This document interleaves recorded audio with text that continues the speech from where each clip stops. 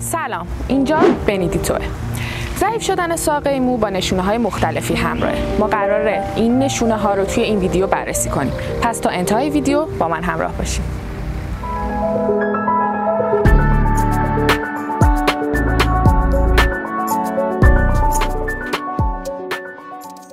داشتیم میگفتیم که ضعیف شدن ساقه مو با نشونه‌های مختلفی همراهه، اما درمان به موقع باعث جلوگیری از ریزش مو و از دست رفتن حجم زیادی از موهاتون میشه. حالا بیایم چند تا از این نشونه ها رو با هم دیگه بررسی کنیم. شکنندگی مو با کاهش حجم تراکم مو نشونه ای از ضعیف بودن ساقه موه.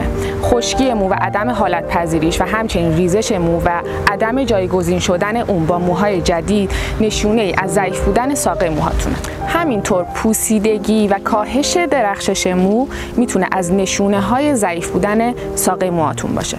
حالا در مورد دلایل ضعیف شدن ساقه موهاتون میخوام بهتون بگم که اگر اونا رو بدونید و با درمان به موقعش میتونین کمک بزرگی به ساقه موهاتون بکنید. از دلایل اصلی که میتونیم نام ببریم: تغذیه نامناسب، استفاده از محصولات شیمیایی، استرس و فشار روحی، عوامل ژنتیکی، سن که مهمترین عامل تاثیرگذار توی ضعف ساقه موهاتونه.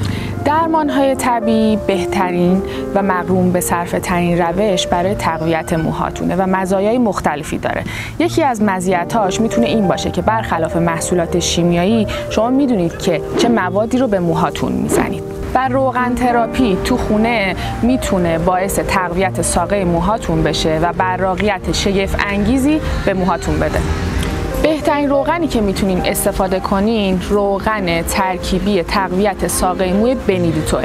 حالا چرا؟ چون ترکیبی از 23 تا روغن طبیعی گیاهیه و شامل انواع ویتامین ها، مواد معدنی، اسیدهای چرب مفید مثل امگا 6 و امگا 3 و انواع آنتی اکسیدان هاست که به صورت یکجا میتونه باعث تغذیه و تقویت ساقه موهاتون بشه و به صورت تخصصی میتونه باعث جلوگیری از موخوره، ریزش مو و شکنندگی موها بشه. حالا روش مصرف این روغن به چه صورته؟ قبل از مصرف ظرف روغن رو به خوبی تکون بدین. این روغن برای تقویت ساقه موهای آسیب دیده است، پس باید به بدنه موهاتون زده بشه.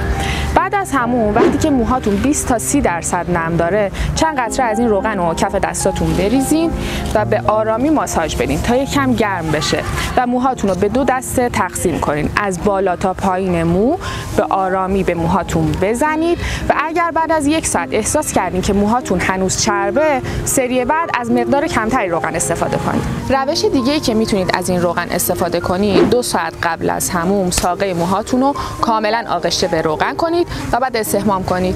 و در پایان اینو بدون: وجودت لبخندی زیباست.